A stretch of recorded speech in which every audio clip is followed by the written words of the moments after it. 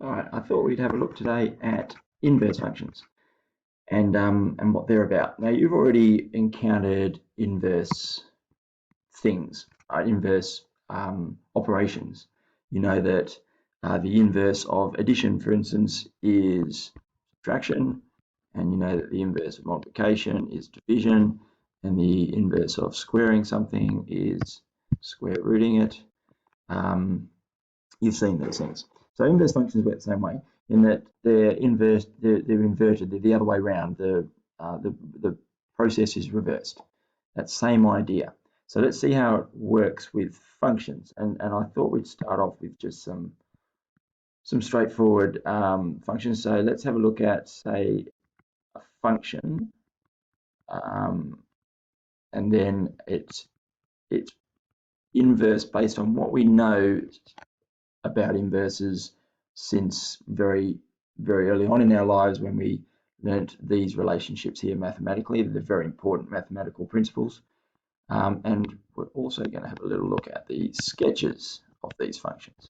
Okay, so I'm going to just get a little table going here. Okay, so let's say let's say the function of interest is x plus 2, right?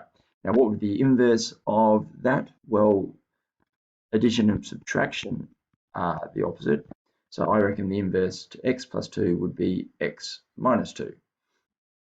And a little sketch, I think, will be helpful also.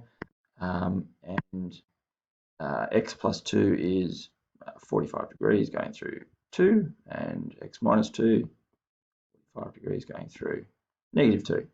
Okay, let's have a look at another one, and before we start to analyze, let's say take x and multiply by 2. Well, that would be the inverse of that would be taking x and dividing by 2. I hope you agree. And the sketch of those functions would look something like the 2x is a sort of steep going through the origin, and the x12 is a flatter one going through the origin. And okay, let's just do a little bit of analysis on this now. If we turn our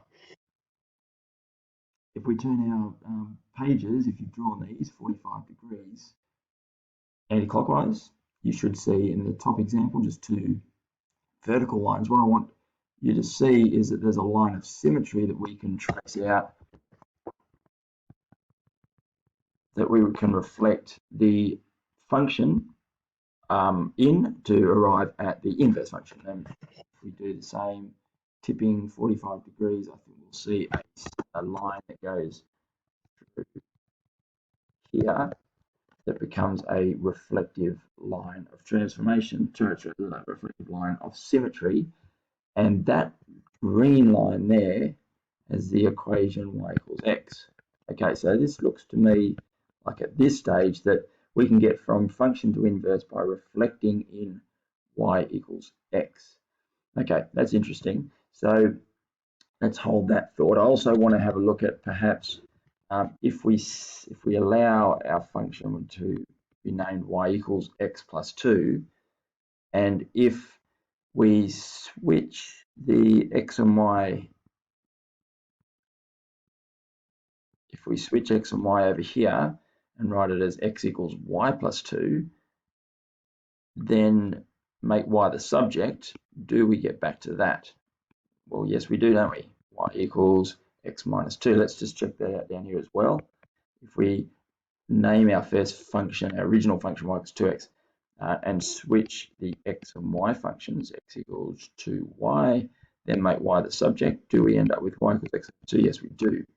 Okay, so here we have two ways of identifying an inverse function. One is geometrically as a reflection in y equals x, and one is algebraically as a xy switch. Let's just make that note. So I just want to make the point here that the inverse function can be found graphically by interchanging x and y, graphically by reflecting, and algebraically by switching. Okay, so I want to make the point that they're exactly the same thing. If you think about reflecting in y equals x, then that is that is taking every coordinate and changing its coordinates from xy to yx. So all the x's become y and all the y's become x. So if I had in the original function some coordinates 3, 5, in the inverse function, that would map to 5, 3. And that's the effect of reflecting in y equals x. And that's the algebraically the effect of switching x and y. So, so they mean the same thing. Now there's some notation involved here, and that is that if the function of the notation, some notation.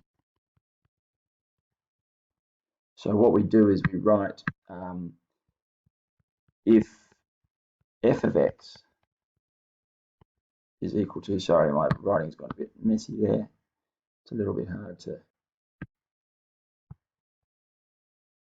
if f of x is equal to x plus 2, we write f minus 1x like this is equal to x minus 2. So this here denotes the inverse function. The inverse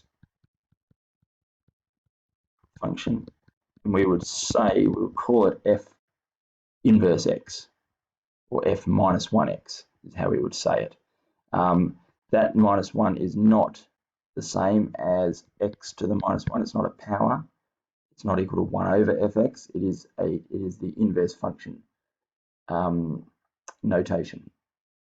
Okay, so let's look at what we do next. So we've reached the point now where we've got an idea of the inverse function. It does a few things. It's the opposite operation. It's an xy switch. Every coordinate xy becomes yx in the inverse. The notation is like so, and graphically, one is the reflection of the other in this line, this reflective line of symmetry y equals x. Okay, so let's have a look at what we can talk about next. Well, the implications are therefore that the domain, as you can imagine, the domain and range are going to switch. So the domain of our function fx becomes the range of our inverse function, and vice versa. I'll pause while that's written. So the domain and range switch, that also stands to reason. Let's have a look at a simple example. All right, let's have a look at a simple example where, say, a linear example, f of x is equal to 3x minus 1. And let's say we wish to find the inverse function. So the steps in order to find the inverse function will be to write this as y equals 3x minus 1, then interchange my x and y values, x equals 3y minus 1. Now make y the subject, sorry about that, 3y equals x plus 1, y equals x plus 1 on 3. This becomes my inverse function. So therefore I would write f minus 1 x equals x plus 1 over 3. So that's a 3. So beginning function, inverse function. Domain and range, all real. Domain and range, all real. Graphically, let's just have a little look. 3x minus 1, we understand to be quite a steep curve going through -1, like so, not very straight, I'm sorry. And here we have a third x plus a third x plus a third, so a really narrow, flat curve and turn 45 degrees. We can see that we've got a line of symmetry here through y equals x. It's a very rough sketch, but you get the idea, hopefully. Okay, I want to consider a couple of functions now. Just a moment, I'll clear this board. I want to consider a couple of functions. I want to consider our function 1 over x. Now, if we have a look at 1 over x, and we know 1 over x to be a hyperbola. And now if we consider this in two ways, geometrically, there's my y equals x. I think about drawing now, I think about reflecting this function in y equals x, and it looks like that will map to that, that will map to that. It looks like it will reflect on itself. Let's check what's going on with this function. If we write it as y equals 1 on x, and then we switch x and y, and then we make y the subject, we are back to where we started. So this is called a self-inverse function. My inverse is the same as the original. So therefore, y equals 1 on x is a self-inverse function. Okay, that's interesting. That's an A there. Okay, let's consider another function. Let's consider, what am I up to, 11 minutes. A function, let's consider our friend x squared. And let's have a look at x squared. And I want you to just think about how this is going to play out. If we reflect in y equals x squared,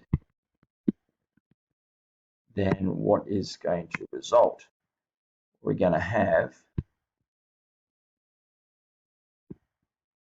this here, which I'm afraid is not a function. I hope that yellow doesn't really show up. It violates the vertical line test. So what we need to do in this case is we would need to restrict the domain in order for our inverse to be a function. That is now a function, and so I need to restrict my domain of the original function to either x is greater than or equal to 0 or x is less than or equal to 0. We'll take the greater than or equal to 0. So this will be my original function, f of x, and this is my inverse function, f minus 1x. So let's do that algebraically. Y equals x squared, interchange, x equals y squared, make y the subject. Now this is plus or minus for the full reflection, but I am only going to take the positive because I am restricting the domain to x is greater than or equal to 0. We need to do that in order, need to restrict domain to x is greater than or equal to 0 in order, importantly here, for inverse to be a function. Its full inverse is just a relation. So we need to restrict the domain to x is greater than or equal to 0 or x is less than or equal to 0, but we take the positive branch in order for the inverse to be a function. We could see that from the sketch of y equals x squared. We could see that its inverse was not going to be a function because it failed or violates horizontal line test. And any function that does that will not have, its inverse will not be a function because its inverse, when reflected, will violate the vertical line test. Okay, one more point to make, and the last point to make in this screencast is that each of our functions, if we compose our inverse function with our function, then we are going to get an interesting result. So let's have a look at the inverse of x plus 2. Well, our inverse of x plus 2 was equal to x minus 2 plus 2, which just gets us back to x. If we look to our inverse of 2x, we got 2 by x on 2, which got us back to x. So our inverse of our function of x, our composition, will always get back to x, and this is called our identity function. And I'm finished. Goodbye.